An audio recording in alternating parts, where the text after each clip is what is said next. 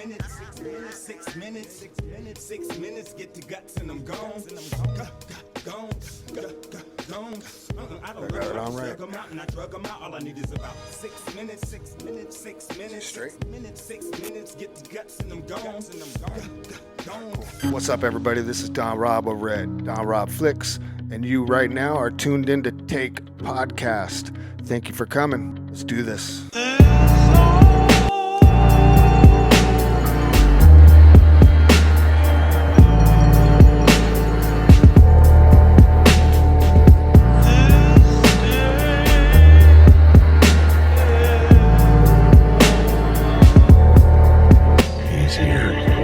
He's here.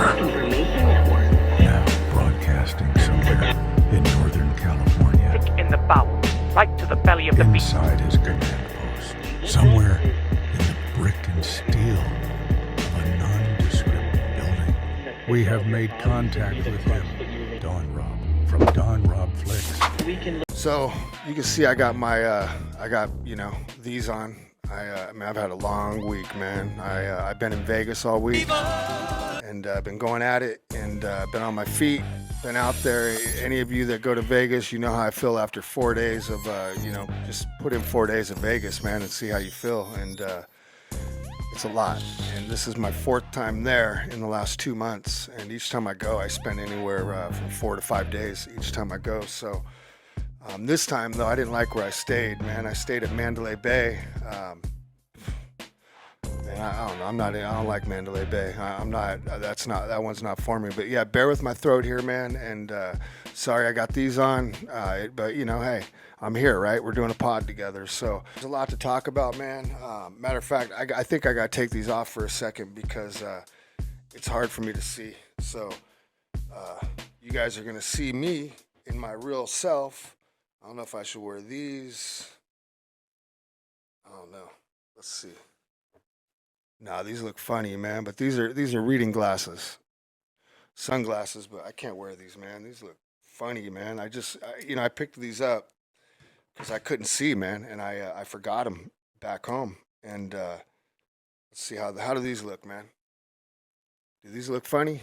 Do these look funny? I mean, I like my glasses to be bigger, I like them to be a little bit bigger, but let me know if this looks funny. Where's my other ones? Right here in my pocket. Maybe I should try on these. I got to wear some of them when I'm reading a couple of my notes.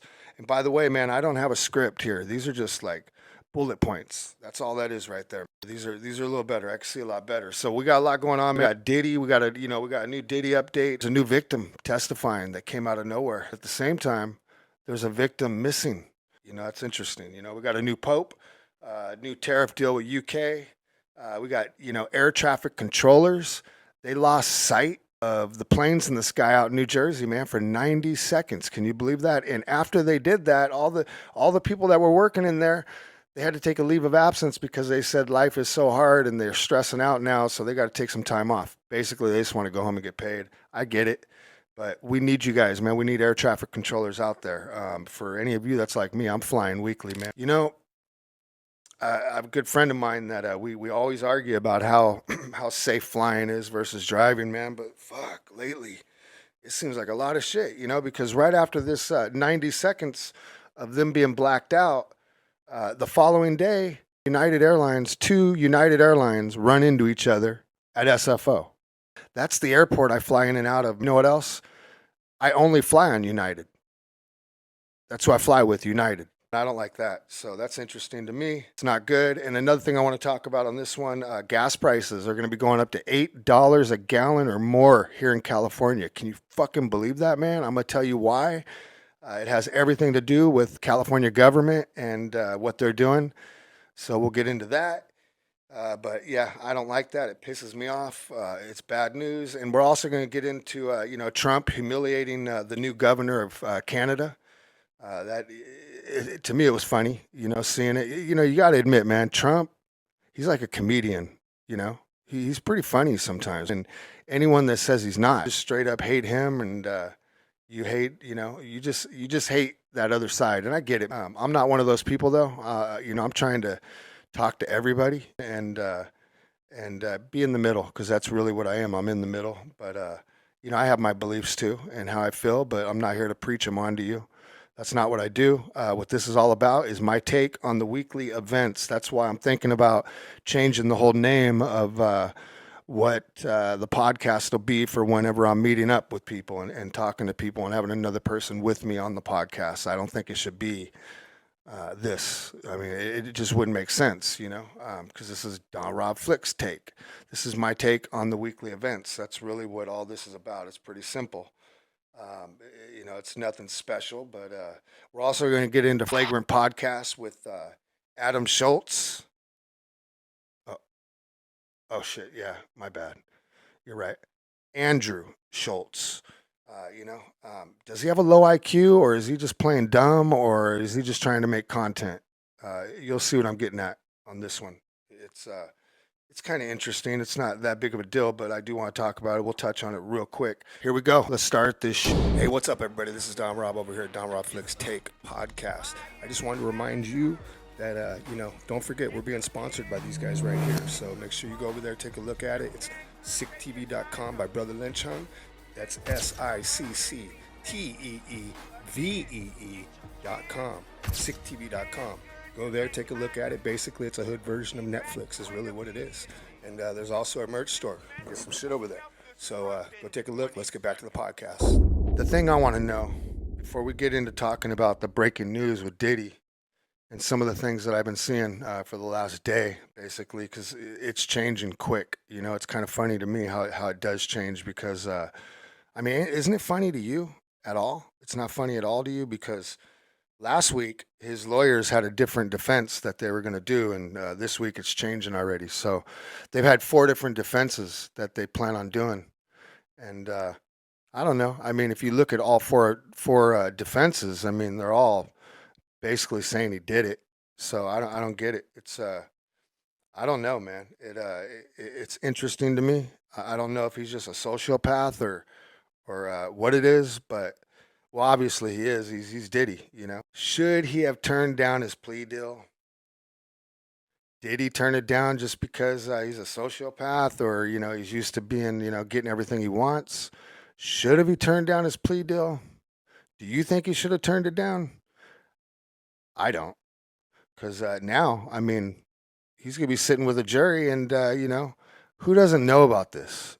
That's a good and bad thing for him, you know. It's not the greatest thing for him, but it's also not bad. It could probably fuck with the whole trial. You never know what could happen there, you know. It could turn into like a mistrial, something. You just don't know. In a minute, we'll talk about his super lawyers, and I'm sure they got tricks up their sleeves, but we'll get into that. It's interesting, but why don't we just start with this dude here, man? He's the super Diddy detective, and he looks like he's been following everything, and I've been, you know, I've been fact-checking what he talks about, so I trust everything he's saying. I fact-checked it all. You can fact-check it too. Google him, however you want. However you do all your fact-checking, go at it, because he's not wrong. So we know this story started with Diddy turning down his plea deal as far as trial beginning. They offered him a final plea agreement, and he went to court, and he said, no, I'm turning it down. And I think that he would not have done that had he known that this new information was about to come out and that Cassie was going to put the final nail in his coffin this way. He had an uphill battle anyway. His legal defenses kind of ranged. And it started out as, they only arrested me because I'm black. This is a racial thing. And when he saw that the black community and nobody was really getting behind that publicly, his lawyers changed the defense to consent. And it was like, oh, well, this was there was free calls, but everybody was consenting. And then the victims came forward and said, we're willing to testify that we did not consent and that we were drugged and different things like that. And after that, he tried to go, well, the article called it a swinger lifestyle. That's what his lawyer said, that he was living a swinger lifestyle and it was normal in the industry. And that because it was normal, you know, that they were trying to establish that he was within his rights. His lawyers were trying to establish that he was within his rights because that was part of the lifestyle that he was living, which I thought was a super silly defense. And the reason I thought that is because that's like me saying, from where I come from, robberies are pretty normal. You know, if you come from urban environment, the hood, Violence is pretty normal. You might punch somebody in the face and nobody's calling the police for that. You might get robbed or rob somebody. You're not going to call the police for that. But if I go to court for a robbery and I say, Your Honor, robberies are just part of the lifestyle, they're going to look at me like I'm crazy and say, what are you talking about? That's a crime. You're going to jail. So for lawyers to try to convince, or even to present this, they weren't even at trial at this point. I don't even know why I say it.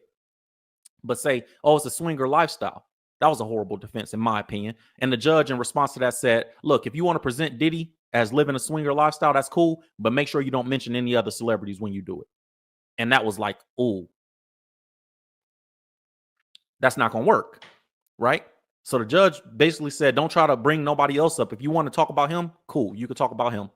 But leave it at that. Now, Cassie has seemed to be the person that Diddy was most concerned about and that Diddy's lawyers were most concerned about with this case, because she seemed to be the star witness. She seems to be the star witness. And because of that, everything, there was like so many stories coming out prior to what I'm about to show you guys right now, that it seemed like Cassie was the one that Diddy was worried about the most. Like, he kept talking about her. He kept bringing up what she was doing. And it's so much stuff, man. So she got a $30 million settlement from Diddy. This is how I think all this kind of cracked off. If you guys remember this, right? Cassie got that $30 million settlement lawsuit for Diddy, which it was like super crazy when it happened. I'm just giving you guys a recap of what's going on. So when you see this new information, you have all the context of what's going on. So mind you, the lawsuit that she filed against Diddy was for abuse and RAPE, right? And he settled like in a day. And back then when she filed that lawsuit, if you guys remember, this is over a year ago now, right? Yeah, that went quick. That was 2023. That's almost 2 years ago now. She said that she came out and she said, I have decided to resolve the matter amicably on terms that I have some level of control. I want to thank my family, fans, and lawyers for their unwavering support. We have decided to resolve this matter amicably. That's what Diddy's lawyer said. And Diddy said this. He said, we decided to resolve the matter amicably. I wish Cassie and her family all the best. Love. And then in the second statement, one of Diddy's lawyers said, just so we're clear, a decision to settle a lawsuit, especially in 2023, is in no way an admission of wrongdoing. Mr. Combs decided to settle the lawsuit and does not in any way undermine his flat out denial of the claims. He is happy they got a mutual settlement and wishes Miss Ventura the best. Now, they kept calling her Miss Ventura, which is disrespectful because she's married and her last name ain't Ventura. And I think Diddy knows that. But in her lawsuit, Cassie said that Diddy was, now mind you, this is before we saw the video of him doing what he's doing. All that I'm innocent stuff and, we settling, but I ain't do nothing wrong. This is before we saw that video where we all saw the video of him doing what he did to Cassie. And then in her lawsuit, she called him a vicious, cruel, and controlling man and said he asserted complete control over her personal and professional life since she was 19 years old when she met him, right? So we know that Diddy was accused of things. Clearly he lied. Clearly his lawyers lied about him being guilty, said he was innocent, and he wasn't. That made him look crazy when that video came out, right? Because you put out the statement saying that you don't have no admission of wrongdoing, you didn't do anything wrong, and blah, blah, blah, blah, blah. And it comes out that you were lying the whole time. So what the public do? This is before the criminal stuff. The public went, look, man, he lying. And Diddy is, I believe there is some sociopathic behavior here. Because he went straight to the internet, made a video and said, I was effed up. I was in a dark place. Bro, we don't care about you like in that moment, right? And he's still in court right now while he's going to trial for his life doing sociopathic stuff. So even Cassie's wife had responded, even Cassie's husband had responded to this, right? And said that in response to the video against the video of Diddy beating up Cassie, said men who hit women aren't men. Men who enable it and protect those men aren't men. As men, violence against women shouldn't be inevitable. Check your brothers, your friends, and your family. Our daughters, sisters, mothers, and wives should feel protected and loved. Hold the women in your life with the utmost regard. Men who hurt women hate women. Right? He continued. He said to all the survivors and the men, find the men and women who help and love. To all the survivors, your stories are real. People believe in you. To all the survivors, you're not alone. Blah blah blah blah blah. Right? So Cassie's husband responded to it. This is probably a big deal in Cassie's house. There's a reason I'm telling you guys all this. So just stay with me, have some attention span, because when we get through this, I think you guys are going to see how I see it. The victims that are supposed to testify against Diddy, all of them said that they were going to testify anonymously. And if you watch one of my previous live streams, I think I did it a couple of days ago, I showed you guys who I believe the anonymous victims are. And you can go watch that live stream, and I showed you guys all the people that were working for Diddy that fit the description of who the prosecutors are saying are going to be testifying anonymously. But most of the victims, there's 3 of them, or excuse me, there was originally 4 of them, but I'm going to show you guys some information in a second.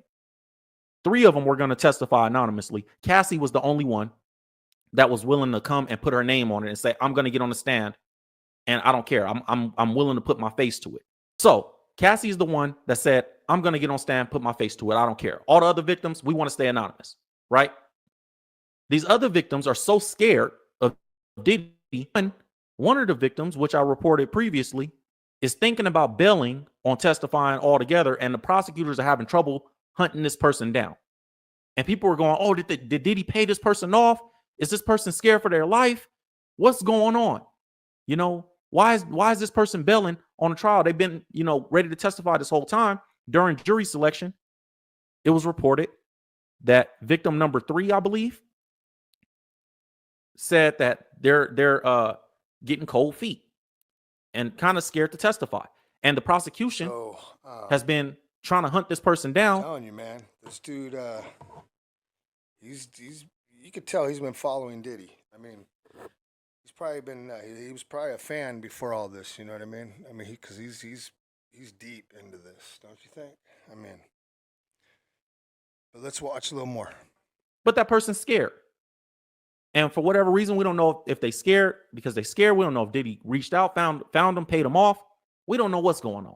He might have had a somebody outside their house driving by with the window tint like Snoop Dogg and Baby Boy.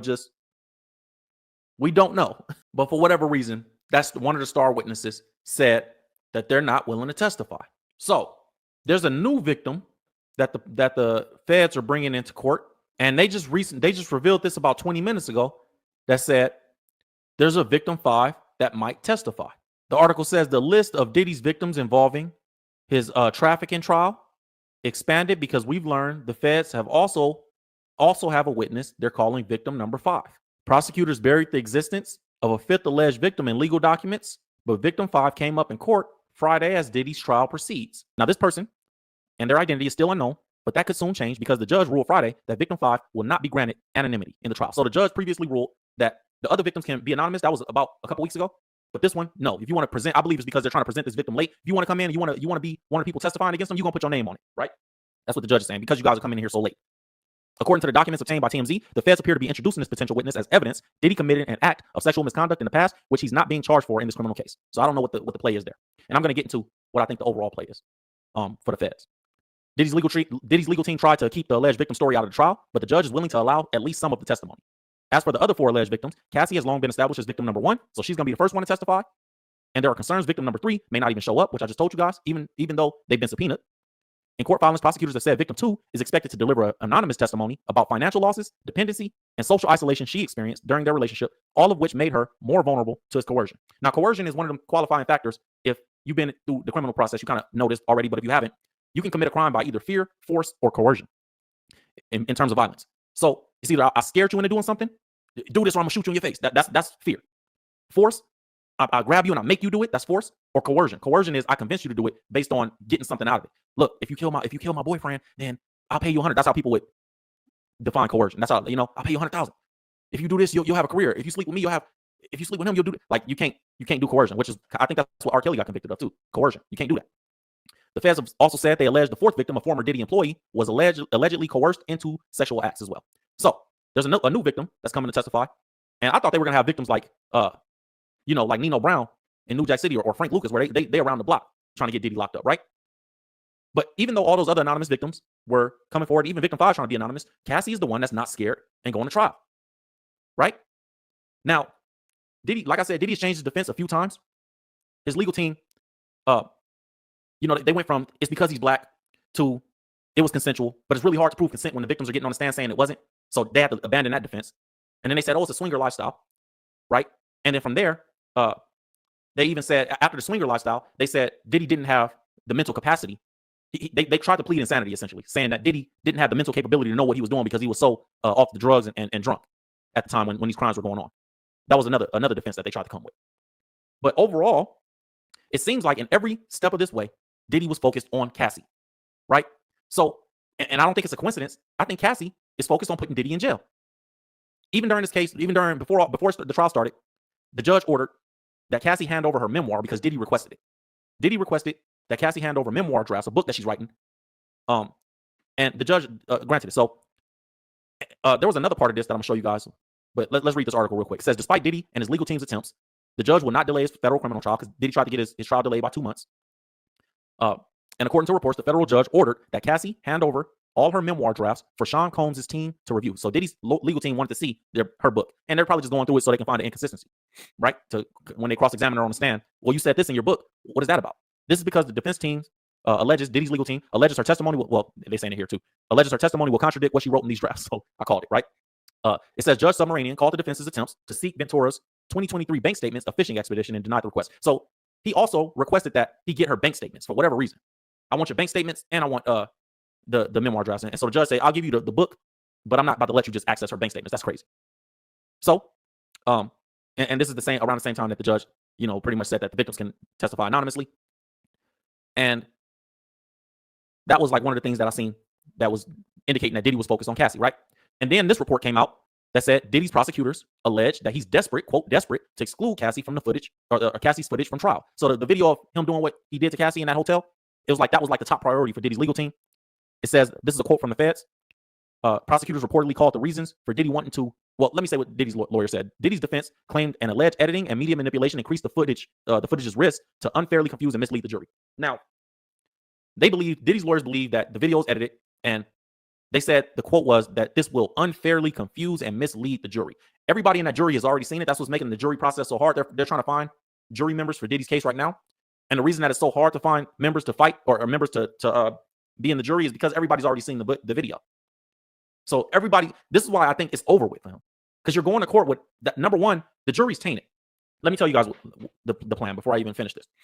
Diddy's whole plan, his lawyer's plan originally, before they knew that he wasn't going to get bail, his lawyer's plans were go back to New York, don't run, come back. Because you remember when it all kicked off, Diddy left his kids at the house to get arrested, and he got on the plane, and he was out of there, and they said his jet was in all kind of places.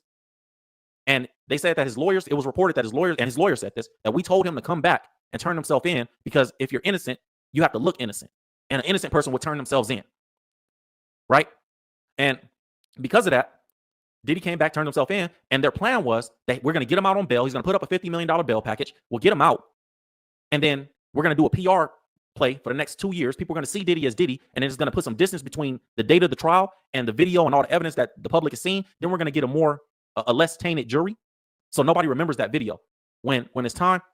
And it didn't play out that way because Diddy's sons didn't stop using his Instagram. The judge came out and said in court that because Diddy's sons wouldn't stop using his Instagram, he felt that they were trying to intimidate witnesses to keep Diddy's presence alive while he was in jail. Also, Diddy was caught calling alleged victims from the jail phone, which are recorded lines. But Diddy thought he was smarter than the jail and he tried to use somebody else's PIN code. And this is what was reported at that time. If you missed this stuff, just giving you guys a quick synopsis of it, so we don't have to read it again. So Diddy used like other inmates' PIN codes and called victims. So the judge said bail denied, bail denied, bail denied 3 times, and Diddy had to stay in jail. So that's why I don't believe. So now he's in jail. Then this video, Cassie, becomes part of the evidence, and the jury is tainted. And his lawyers are saying that's unfairly confusing and misleading the jury. Let me say this: nobody can be unfairly or misled or confused or whatever they're trying to say about you kicking that woman in her face, bro. and dragging her by her hair through a hallway and then throwing a vase at her. That's on video. I don't care what the other clips of the video, like I don't want to hear the show the beginning part. That's crazy. So Diddy is still focused on Cassie and all this, right? Through this whole case. And this is a quote from the feds. The quote from the feds said, "This defense's move is a desperate ploy to downplay crushing evidence. The feds believe Diddy wants to hide this footage because it would expose to viewers some of the most damning evidence in his sex trafficking case." Says, quote, "The defendant has been overwhelmingly concerned with the existence of the video surveillance since the assault occurred and has taken great measures to ensure it was not released. Now facing trial, the defendant attempts to keep this devastating proof from the jury. His grasping arguments to preclude this crushing evidence should be quickly dismissed." So basically, the Fed said, man, he obsessed with Cassie and he obsessed with getting this video thrown out because he know what it does, right? Then this was the ultimate sociopathic move, in my opinion, because Diddy went against his lawyers and said that he want to testify himself during trial. That's the ultimate sociopathic move. I want to get on the stand, and I know Cassie gonna be in the court, and I want her to have to look at me while I talk about let me just read this to you guys. It says, "For decades, Sean Combs has reigned in the music world, blah, blah, blah." It says, "Combs, however, has remained defiant and denying all wrongdoing. He even said it's, quote, sad I'm Puff Daddy in jail on a leak call from behind bars. He still thinks he's Diddy. Like, bro, you inmate number 352-67. Like, you ain't. I don't think reality is really set in on Diddy. I think he's nervous, but I don't think the real gravity of the situation is set in. I mean, he's on to something here, you know? So they say, let me see. I'm trying to get to the part where his lawyers put the statement out. Here it is.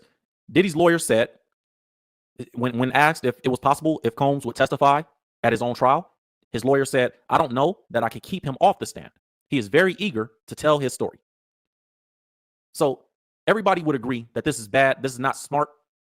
There was a legal analyst that broke this down, former federal prosecutor, and she said this in the article, quote, "When multiple victims are testifying against Combs saying he physically and sexually assaulted them, it will be hard for the defense to argue it was all consensual. Adults can consent to the activity no matter how freaky it is, but the victims may have been coerced by force or were unable to consent because they were under influence of drugs." She said that she fully expects him to be convicted and spend decades in prison. So that was one of the legal analysts. Now, I think that's a sociopathic move. You trying to testify at your own trial? I don't think any lawyer would advise that. I think it's not wise. And even the Bible says in a multitude of counsel, there's safety. You're supposed to take the counsel of your lawyers, and he got a lot of them. He got 8 lawyers. I think he just recently hired another lawyer like a couple days ago. Now, this leads us to the latest update. Now that you guys have all the backstory in the news, this is the latest update on what's going on and the new defense that Diddy and his lawyers are trying to present. Diddy's attorney, the article says, admits he was violent towards Cassie, but says it was mutual. So they're trying to go with the mutual defense, right? And say, yeah, they were fighting. Look, Diddy, your lawyers, whoever your lawyers are, that's not going to work. Trying to get on the stand and paint yourself as a sympathetic figure, nobody's going to see you that way. The jury's already tainted. That's not the defense. Diddy said he want to tell his story. He wants to take the stand so he can tell his story. It's not going to work. Because nobody sees you as even 1% of the good guy. Everybody sees you as the villain right now.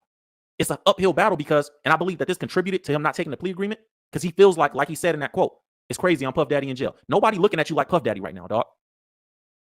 And sometimes when you get to a certain level of success, I've reached a certain level of success, I'll be around a lot of successful people, I see this. It becomes a level of delusion where you so detached from reality that you think that, like, I remember 50 Cent was clowning Diddy on Instagram. He was like, Diddy in jail, like, they treat me like I'm black.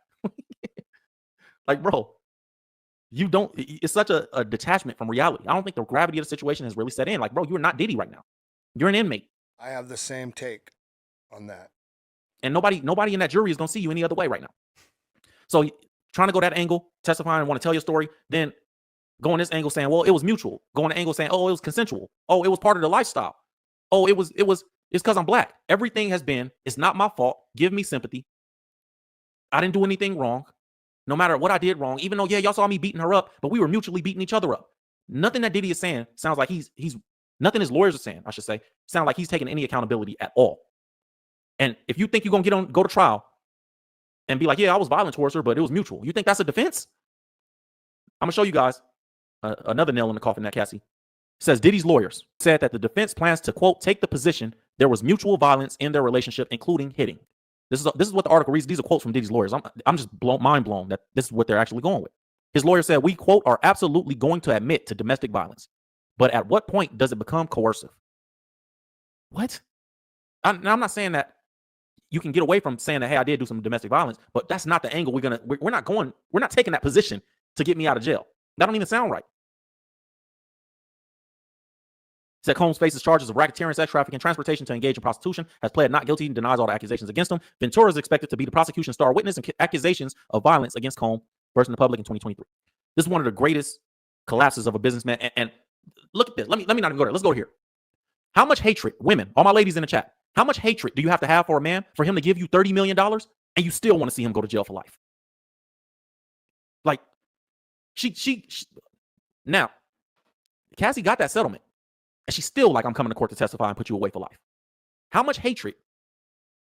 This is when the woman overcomes the fear and she begins to fight back and she sees a chance to get you out of here. And Diddy is in a place in this sociopathic mindset, I believe, that he can't even believe that the woman that he was making do what he wanted to do for so many years and decades, since she was 19 years old, he can't fathom a world that he don't have control over her. And I believe that's the situation. Now, here's where the nail in the coffin comes at, you guys. Here's where it's over. The news broke today that Cassie is in New York, pregnant with her third child. Somebody took this picture. She's in New York. I don't know if the feds is about to move her. I don't know if they got her in some, like, witness protection type of thing right now. But she's pregnant, y'all. Ladies, all my ladies in the chat, you guys, the ones, my mothers, if you've been pregnant before, what does it take for a man to give you $30 million? You're married, 3 children, haven't been with this man in years. He settled with you for $30 million, and you're willing to go to court full-blown pregnant to make sure he goes to jail for the rest of his life. Casey's a big deal. You know what I mean? It's a big deal that she's pregnant. Now let's jump over to this girl over here and see what she thinks about Casey being pregnant and what that means to Diddy's case. Let's watch this. So after opening statements, we're actually going to hear from the first witness for the prosecution. And on deck is a male escort. A male escort, Diddy? What the fuck, dude?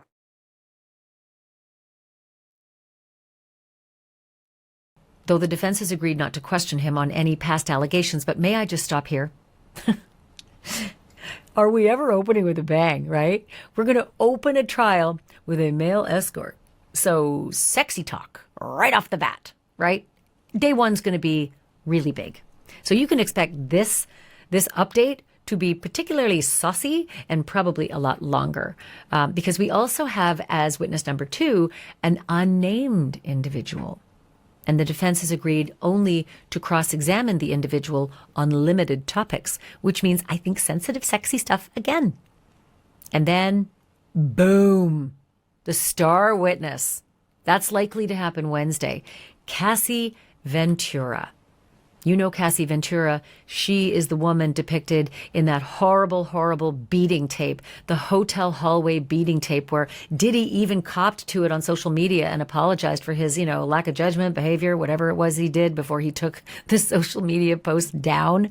But he fully admitted it was him and that he was behaving like a monster, right? So here's the deal with Cassie Ventura.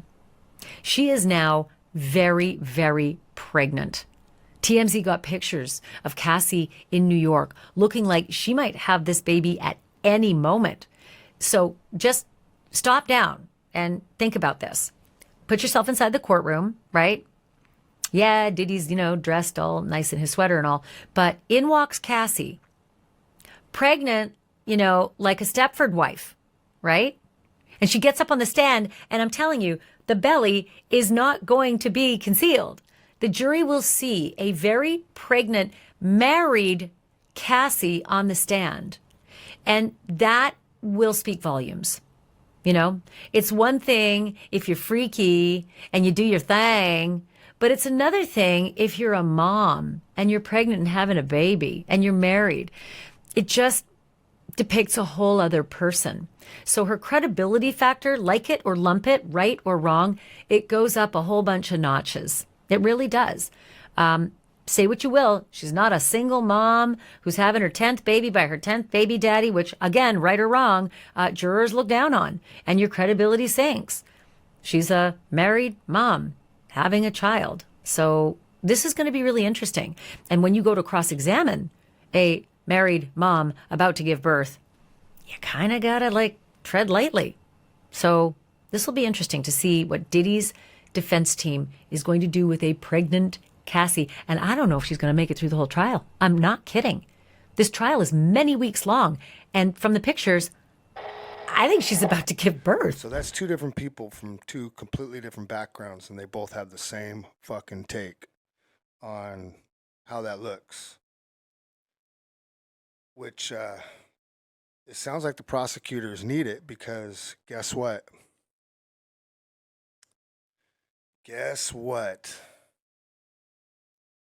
There's a lawyer and a victim missing that was going to testify. They can't get a hold of them. They can't find them. They're hoping they can eventually find them during the case. That way they can get them on, get them on there. But I don't think they'll find them unless the check bounces. I'm just saying.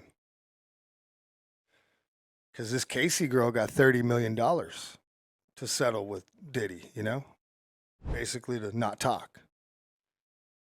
But here she is, pregnant and, about to be married or is married. Here she is, $30 million richer. Diddy's known her since she was 19, man. So, guys, look. She probably knows a lot. She knows everything. If he's known her that long, she probably knows everything. I could be wrong. We're going to find out real quick. But who is the jury going to believe? Who is the jury going to believe? Diddy getting up there and saying, yes, there was domestic violence, but it was consensual, like we were beating each other up? Or are they going to look at this pregnant woman, and she's a beautiful woman physically, right? And I don't know that she's innocent and all that, but I know how people look at life. Think about that for a minute, man. Like, she must really hate this motherfucker to want to testify. He must be real crazy. He probably makes her share, dudes with him and shit. He was fucking probably nuts, man. Nuts. Just a in the closet, kind of dude that was a control freak. And guys, don't be a control freak, man. No matter what, you will lose your girl if you're a control freak. It don't even matter if you're like a great provider and everything else is good about you. If you're a control freak, you're probably going to lose your girl, man. They're not your real estate. I know some dudes on here are like, man, fuck this guy, man. No, look, they're not your real estate. I used to think like that. I used to be like that, man, when I was younger. That's why I went through a divorce, man. Nothing lasts forever, man. That's not just a saying. That's not just an expression, right? Nothing lasts forever. Nothing. Right when we're all born, we're on the we're all on the trail and the road to die. Nothing lasts forever. When you're treating them like real estate, you're acting like, it's going to last forever. It's not going to last forever. So just, keep that in mind, man. I recommend that. So here's my take on Diddy.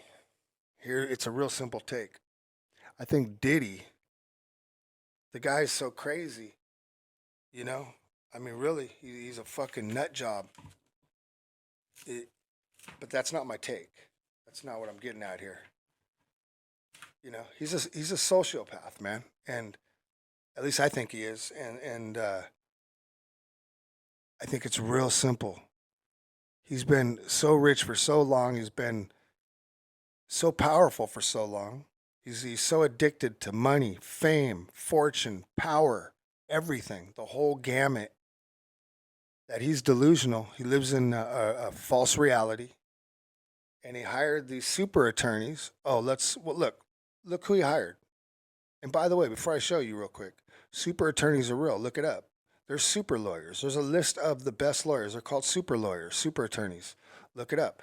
He has 3 of them. Look. The stakes could not be higher. He's facing anywhere from 15 years to life in prison. And even though Diddy was one of the richest and most powerful people in the country, his destiny now lies in the hands of strangers.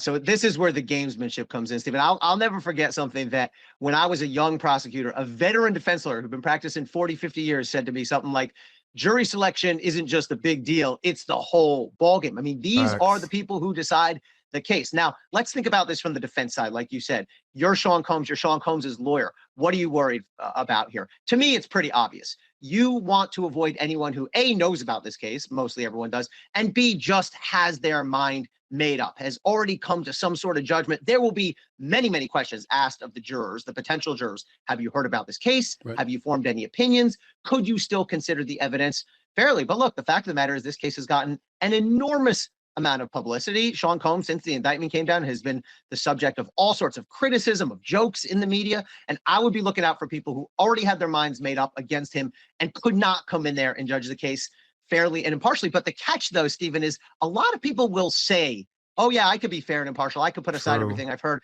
But this is where your gut instinct comes in as a lawyer. I tried a case against John Gotti Jr., right? Everyone had heard of the guy. Okay. A lot of jurors said, oh, I could be fair. But then it gets into that gut, like, do I believe him? Am I sensing something weird that I don't think this person could be impartial? So defense is looking for people who've already convicted the guy. That attorney is absolutely right. The prosecution and the defense are now at the stage of trial that's called voir dire. They're picking the jury. Decades ago, a lot of old country lawyers would just tell the judge, give me the first 12 and put them in the box. But that is not how juries are selected today. People spend a lot of money nowadays on consultants, on investigators, trying to figure out who would be the best fit. Now, in his fight, what Diddy has done is gone out and hired the great Brian Steele. Brian is an amazing criminal defense attorney, maybe the best that we have in the state of Georgia. Brian represented Young Thug down here in Atlanta and got Thug an amazing deal. He is one of our state's best. I've known of him back when he had black hair. He is an amazing criminal defense attorney, and now he is working for Sean Diddy Combs. Further, Puffy has also hired Nicole Westmoreland. Nicole also represented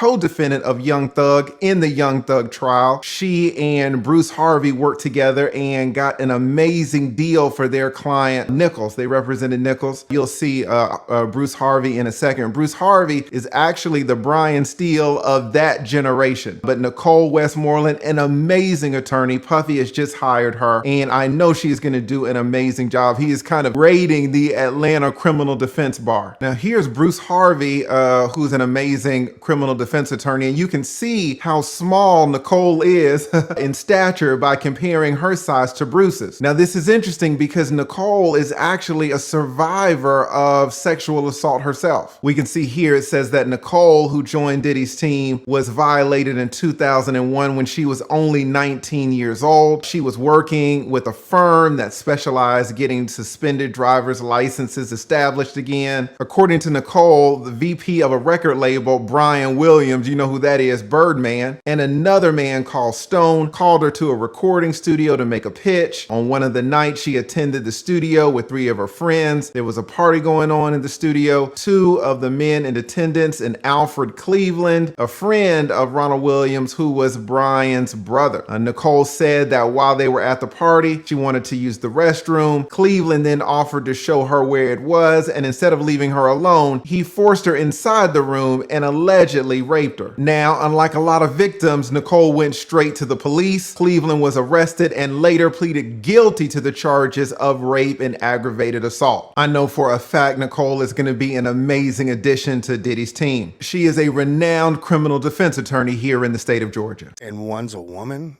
that, I mean,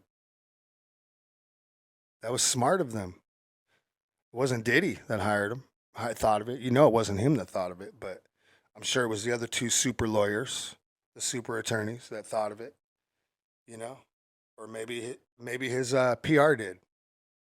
Maybe his public relations, maybe his publicist did. I don't know. But, you know, he didn't think of it because that motherfucker, he's out of his mind. I mean, that's part of his whole defense here. He's saying that he wasn't in the right state of mind and that he's a swinger.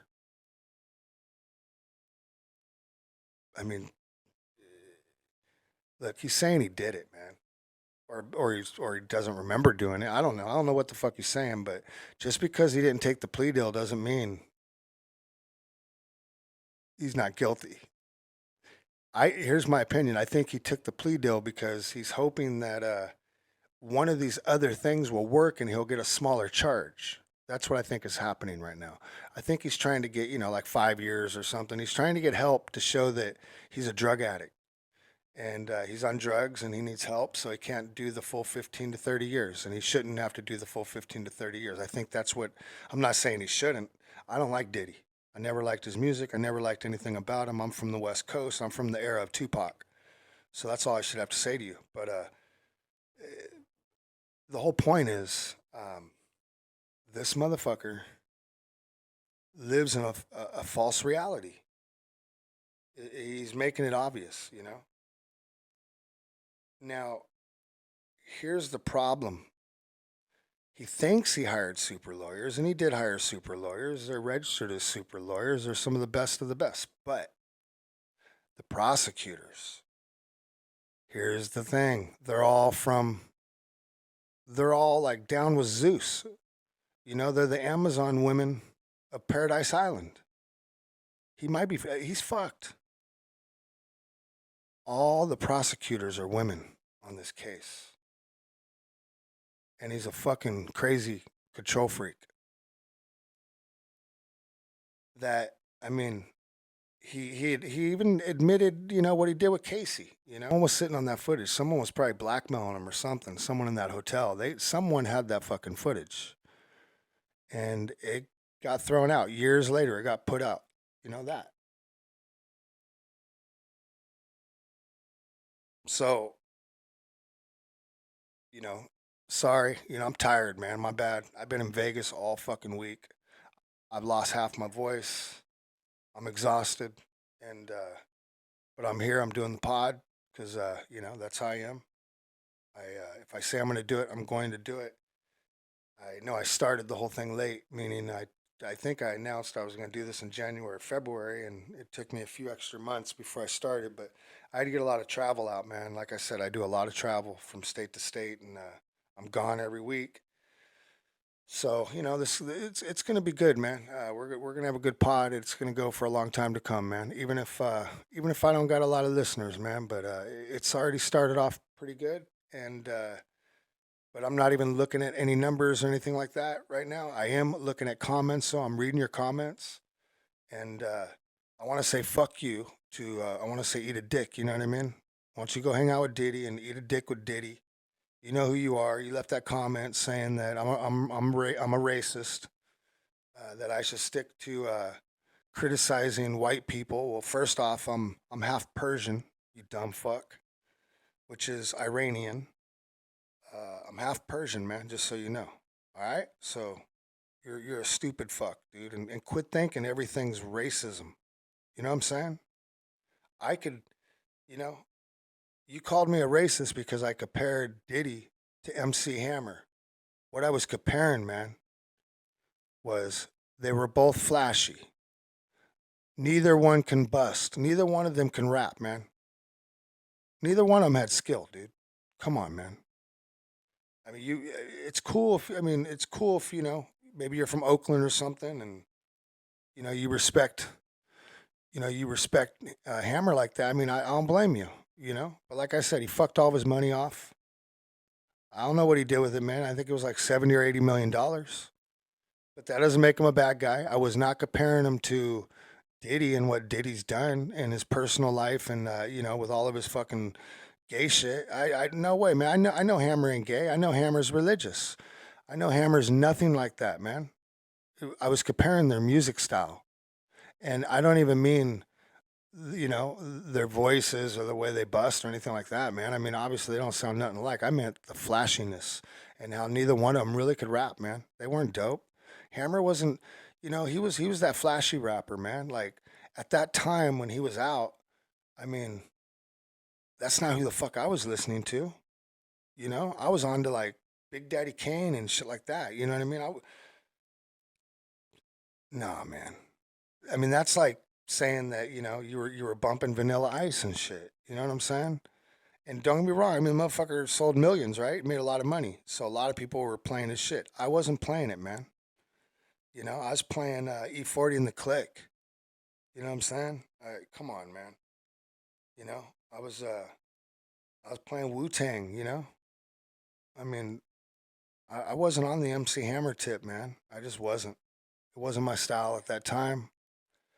I've never been the dude to jump on a dance floor. I mean, I could dance if I want to dance, and I know there's a time and place to dance, and I know if I'm with my girl, I need to dance. If she wants to dance, I'm that kind of guy, you know. But I've never been that dude to where I want to, go out and go dancing, man. I've never been that guy, and anybody that knows me will tell you, Don's never been that guy. So, man, shut the fuck up, dude. Don't, you know, don't assume everybody's a fucking racist, man. I mean, you don't know how I grew up. I didn't have an easy life, man. I grew up with a single mom that didn't know how, never learned how to read or write. She never went on welfare though. She cut hair to take, to make ends meet. And I had 8 brothers and sisters, man, and we all worked as far back as my memory goes, man. I've been working since I was 5. I know that sounds fake, and you're probably like, oh, fuck him. I've been working since I was 5 years old, man. All my brothers and sisters, all my older brothers and sisters, they would make things. Because my mom was a hairstylist, I would have her hair products I could sell. My sister would make pot holders. My brothers would make things. My older brothers would. I knew how to wash cars. I knew how to mow lawns. I knew how to rake leaves. I knew how to pull weeds. I knew, I signed up to be a Jerry's Kids telethon collector because I knew I can get a 6-pack of Tab soda back in the day for every dollar I turned in. So, I was a 5-year-old kid, man, with my shoes were talking, and I was knocking on doors. And I'm not telling you all this to justify, man. What I'm trying to explain to you is not everybody grew up privileged, and not everybody, has it easy, man. Not everybody had it easy, and it's as simple as that, man. There's a lot of, there's a lot of poor white people, man. But what I will say to you is racism's real as fuck. You know what I'm saying? And you can and will get pulled over for driving black. All that's real, man. I've lived it. I've lived it with the homies while we're driving. You fucking idiot.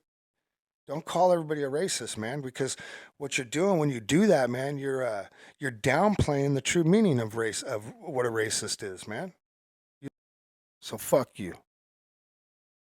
But look, I forget what I was talking about, man. I went into a rant, and I'm tired as fuck. I've been in Vegas all week. I'm losing my voice, and I saw that fucking comment from whoever that fucking troll piece of shit is, and it pissed me off a little, but it's partly, I'm exhausted, man. I'm tired. I won't even care about it tomorrow or later on tonight. I won't give a fuck. You know what I'm saying? But, man, just, you don't call everybody that, man. You're a fucking idiot. You know what I'm saying? You really are an idiot. You're a fucking idiot. You know what I'm saying? And I don't care, man. Look, you see what my face looks like. I'm in the Bay. I'm in the East Bay. Do I need to tell you, what places I go to? I'm not saying that to call you out or nothing. I'm just saying I'm not the one hiding my face, man. And literally telling you my takes on things and just being open about things, man. I'm being me. I'm being real.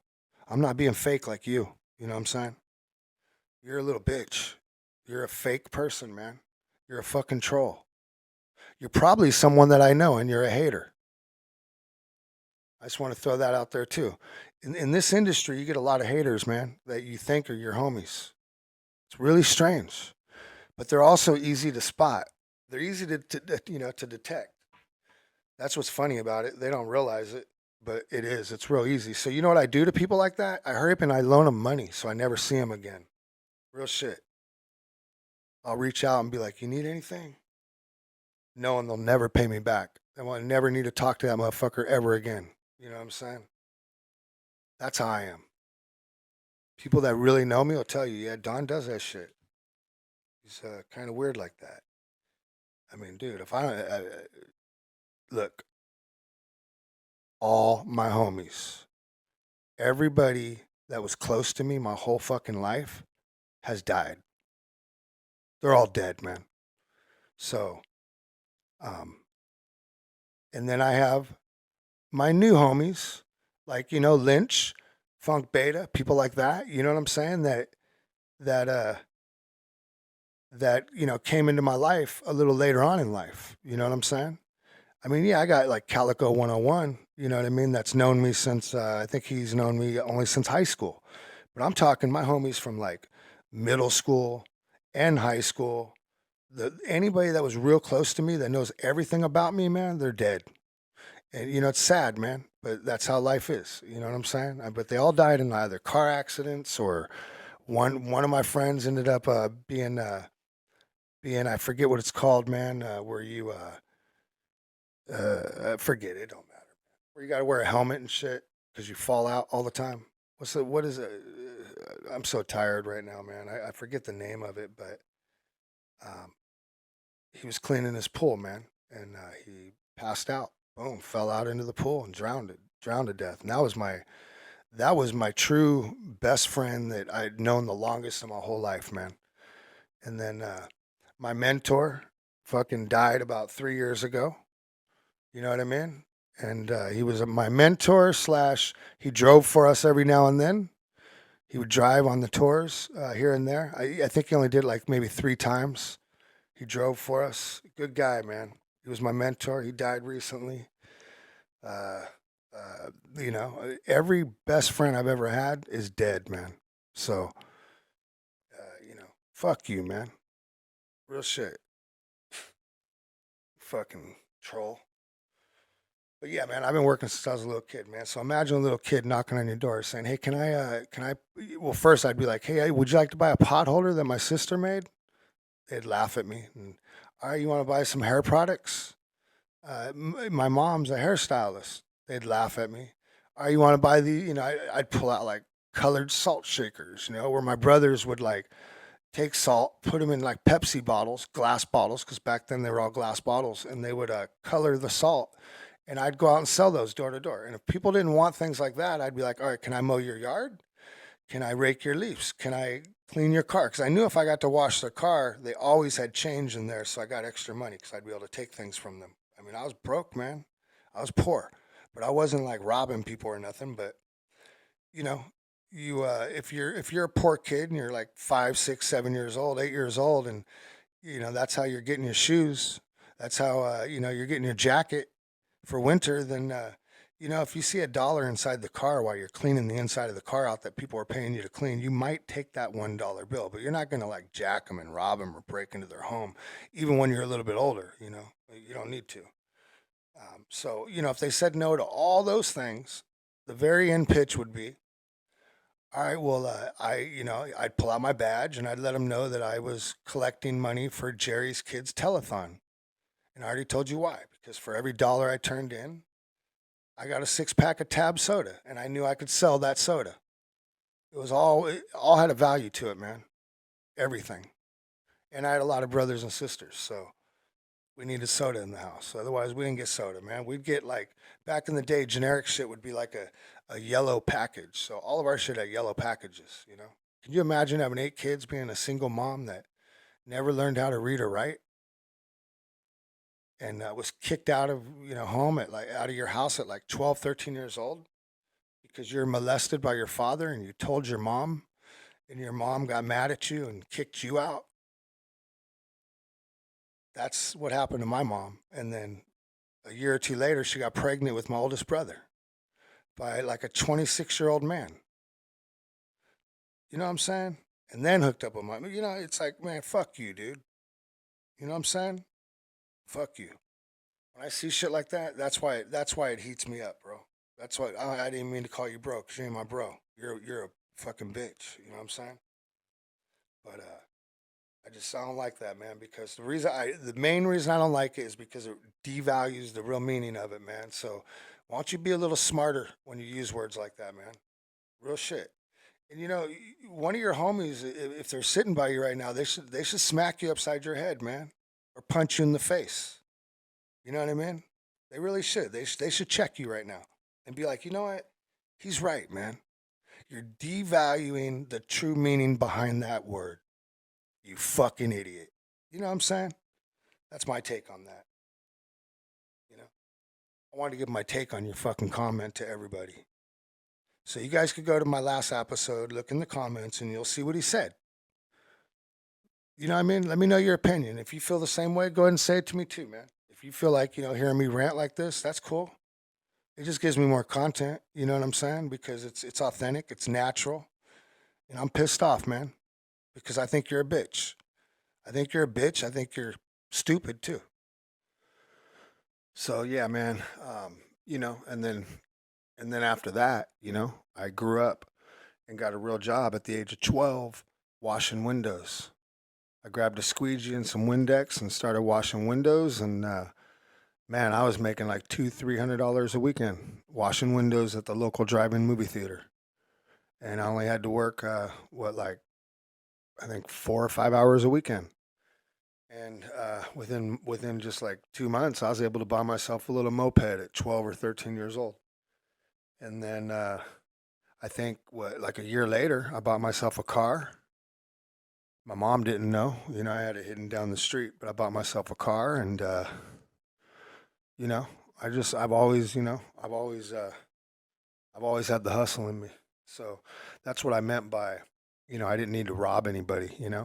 Every house I went to, somehow, some way, I made money because I had so many items to sell, or even my labor I was offering, or taking donations. So everything I just said. So, man, I would say not every house, but like 8 out of 10 houses, I got money from them. I don't know if it's, because my shoes was talking, or, I had bloody chapped lips, or, my hair, even though my mom was a hairstylist, she worked far away. So, and she had to work like, 14-hour days, man. And, I had some fucked up looking hair as a kid, man, broke as fuck. And I was so poor that I wore some Michael Jackson Thriller pants. I'll never forget it. I think maybe I was in 7th grade. Those were my only pair of pants, man. And they had like holes in them. They were the fake red leather. They're pleather. They're fake leather pants, man. Think about that. I wore them every day. I'd get fucked with, man. I'd get like, oh, you fucking bum, wearing the same shit. You know what I'm saying?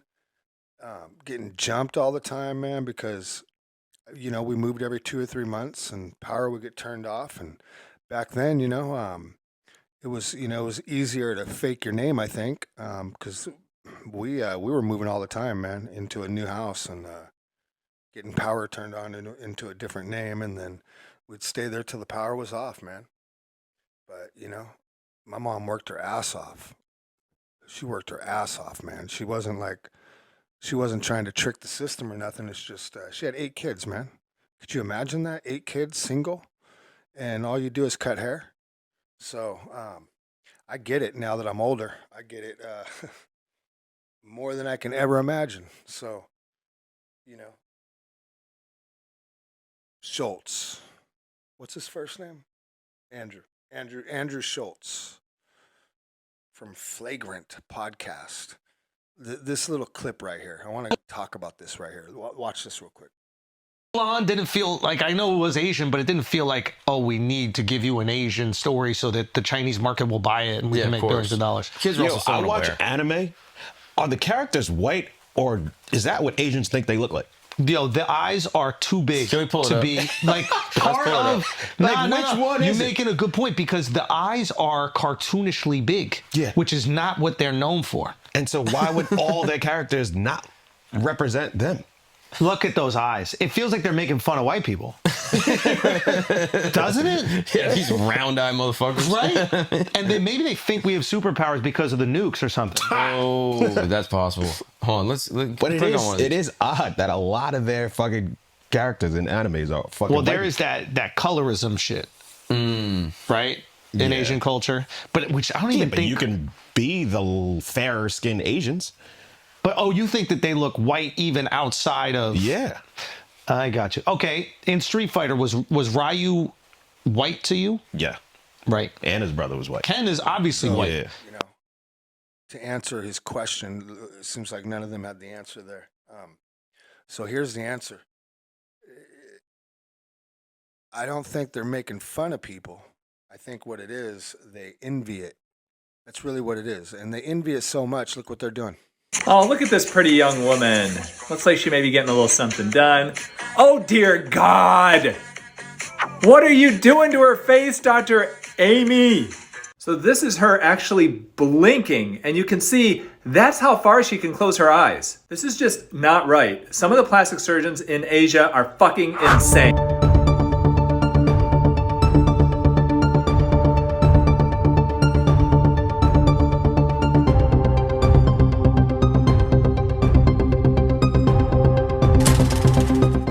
So now that the technology's there, I mean, you know, they're making their eyes bigger.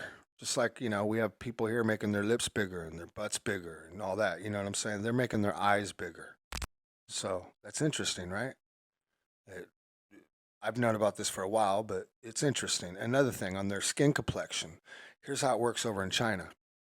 The lighter your skin, the wealthier, most likely, you have been all your life. That means you came from a wealthier class. They try to keep light-colored skin, man. That's what they want. The best effective whitening products I personally use on a day-to-day basis. So the products that I will share with you are products that you can buy almost everywhere because these are just drugstore products. And I'm sorry if I keep on touching my hair, ha, kay. Ka-feel na mo, ani, ka na itong pagtanaw ka sa mirror and pagtanaw mo ka ng, wow, kanion lagi ko karon kanion, lamit lagi ko karon, pero when you start taking a selfie or when you start vlogging, yatay, maningan na So anyway, you're not here to look at my face naman. You're here to see the products, the best effective whitening products na you can also use. So just a disclaimer, this video is not to promote like having a white skin would mean that you're already beautiful, and having a morena skin would mean na wala pa ka nag-glow up or pangit. It doesn't mean anything. For younger, I'm not saying na puti na gid ko karon. When I was younger, I wasn't this white. I'm gonna show you throwback pictures. Basta I'm gonna look for, basta here are my throwback pictures. I had a more tan skin tone, as you can see, and yeah, that is me. That's me a few years ago. Quite different from how I look now, maybe, or maybe not. I started my glutathione journey in 2020 before I got pregnant, but I stopped taking glutathione supplements when I got pregnant. I'll be point blank with you. What I learned about that culture, when they're really light complected, those are the most racist people you'll ever meet ever in your life, man. They don't like if you're, you know, if you're dark complected, like just like a Turkish person or someone from the Philippines or Vietnam, you know, just so on, you know, just if you're Cambodian and you're too dark skinned, you know, if you're from up in the mountains, the way they feel. And feel free to leave a comment if I'm misleading people, man, or fact check me, because I know I'm not misleading you. But the way they feel, these fucking people, these racist motherfuckers feel that the darker your skin, like if you're a dark, you know, complected Filipino, not dark complected, but you know what I mean. If you're a Filipino person, they're not really light skinned. You know what I mean? They're brown. They feel, the light skinned Chinese people feel that those people, it's genetically in them to steal from you or to do something bad. They really believe that, man. In my industry, you know, in the industry, I also work. You know, I do multiple things, and the other thing that I do, it's you know, like I said, it's manufacturing, it's import export goods. That's why I understand all these tariffs and all that. But that's when I learned that, man.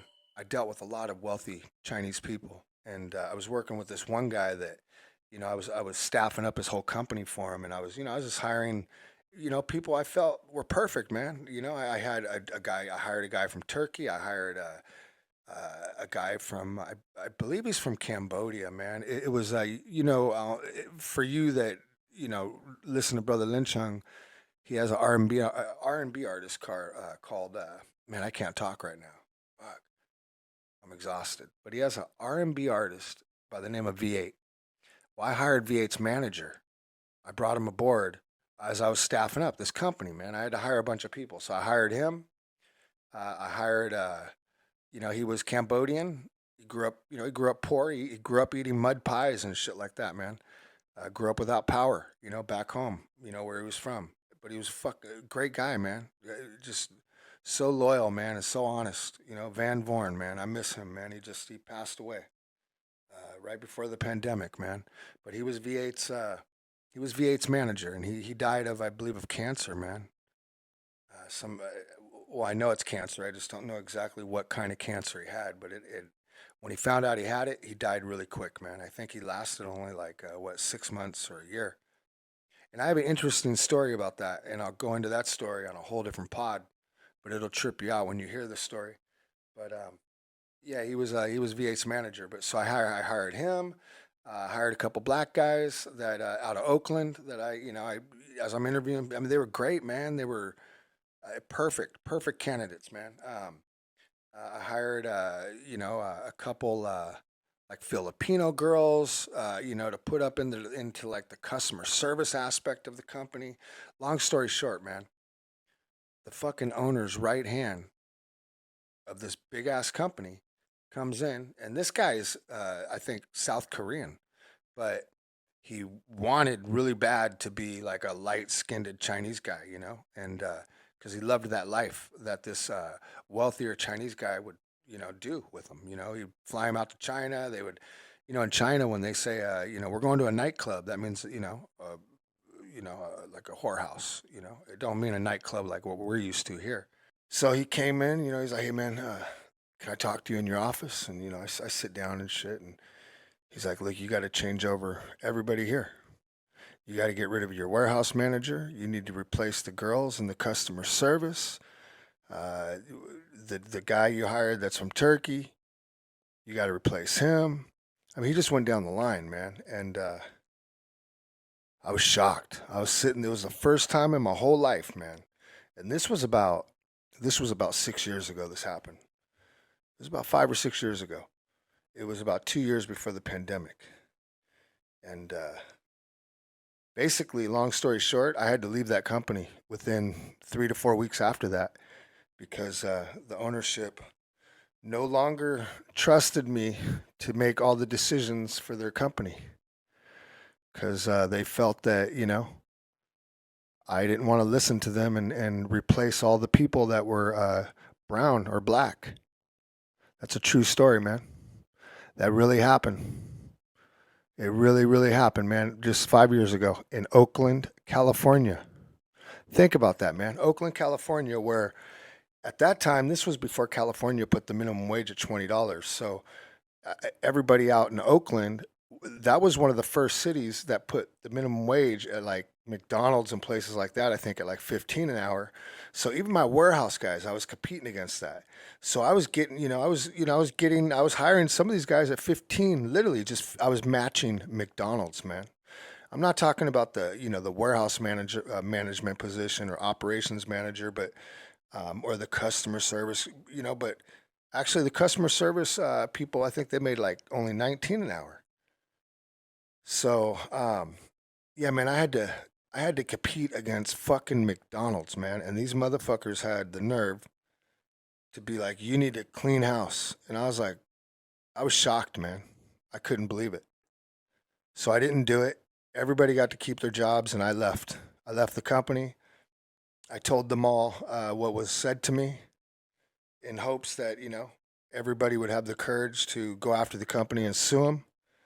And I was forced to resign, man. It was either I resign or either I give my letter of resignation or I'm being terminated. And I didn't want to, be terminated, man. Some people want to be terminated so they can get free unemployment. I can't survive off of a California unemployment. I need a lot more than that. I'm not used to that. I haven't made that much money since I was washing windows at 13 years old. You know what I mean? That's real shit. I'm just, I can't do that, man. I'm capable. I'm very capable. And I believe everybody else is capable too, man. It just has to be channeled, or they need support, or they need they need the mechanism, man. They need everything in life's about who you know. I really believe that, man, in my heart. It's about who you know. It's about who you know for those opportunities. And then you get the opportunity and you gotta prove yourself, man, like Eminem said, You only got one shot. It's like that in everything, man. It's like that in everything. I really believe that. So I know I'm rambling right now. I'm talking too much. I'm going too deep into it. But as a matter of fact, I'm going to make sure that on my next, not my next one, it'll be after Calico, I'm going to put one of these guys on the podcast so they can tell you all about what I just told you. And that story's for you, you fucking troll. You know what I'm saying? And make sure you tune in when I, invite some of these guys on, because I want you to hear from them too. You know what I mean? So I'm tired, and it's Mother's Day weekend. I'm going to go see my mom because, me and my family got some bad news about my mom last week. Life is short, and if your mom's alive, make sure you spend time with her, because it's Mother's Day weekend. This is their weekend. The world wouldn't turn without them. If you're a mother and you're watching, happy Mother's Day to you. And to everybody else, happy Mother's Day to your moms, to your mothers. If any of you are like me, you didn't have a dad. Your mom was your dad. So I just want to thank you again for coming out. I'm not going to give you any picks to go listen to or to go watch and learn about this week. Next week, when I have Calico with me, I will definitely make sure that we do 3. That way he could pick 1. I'll do 2, total of 3. All right, so don't forget, we're sponsored by these guys right here. Boom. www.sicktv.com. It's the hood version of a Netflix or a Hulu type of thing, except, it has a rapper locator in there, and you could submit your own music videos in there. You can get your music on the platform, so make sure you do that. It's a free platform. It don't cost you no money. It's real simple, man. Go over there, take a look at it, because if it wasn't for them, we wouldn't be right here. And make sure you leave some comments, hit like, subscribe. Make sure you hit the notification bell. That way, I'm gonna, I just randomly throw these up, but I guarantee you 1 a week. In time, you'll probably get 2 or 3 a week. But right now, I'm just, giving you 1 a week, and just to kind of get the fillers in on this. And I am going to starting next week, I will be meeting with others and not doing it alone, but that's going to be a whole new podcast name, and I'm still keeping this one going. This is going to be my solo one, so I can give you my take on, what happened in the week. It's that fucking simple, man. And if you don't like my take, that's okay, man. That's okay. We don't have to agree to everything. We can always agree to disagree. Don't forget that. It's okay to agree to disagree.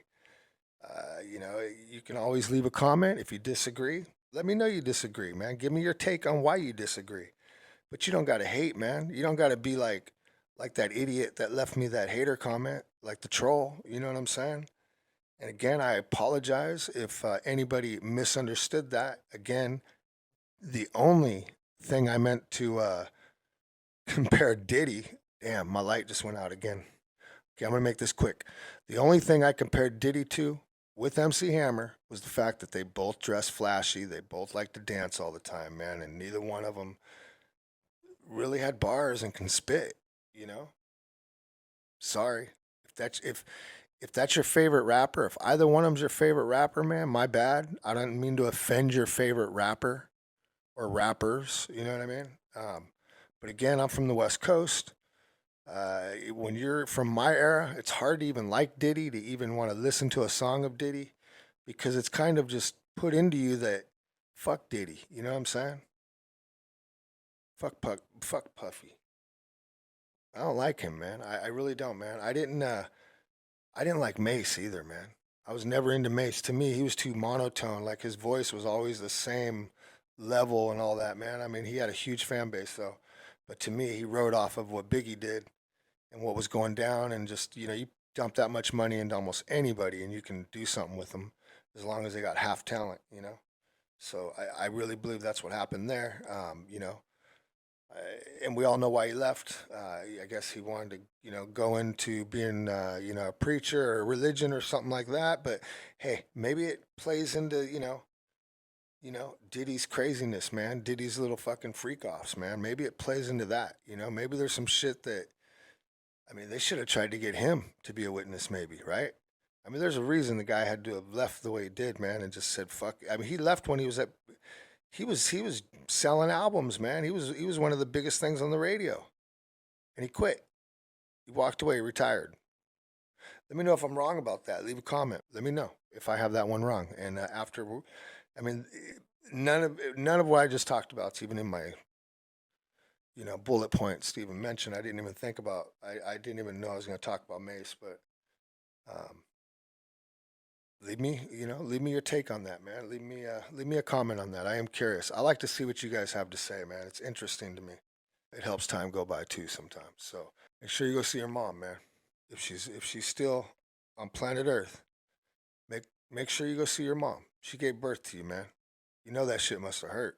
Us guys, we couldn't do that, man. We'd cry like little bitches. We really would cry like little babies, man. We would. We couldn't handle that. Happy Mother's Day to all the moms. I'm out.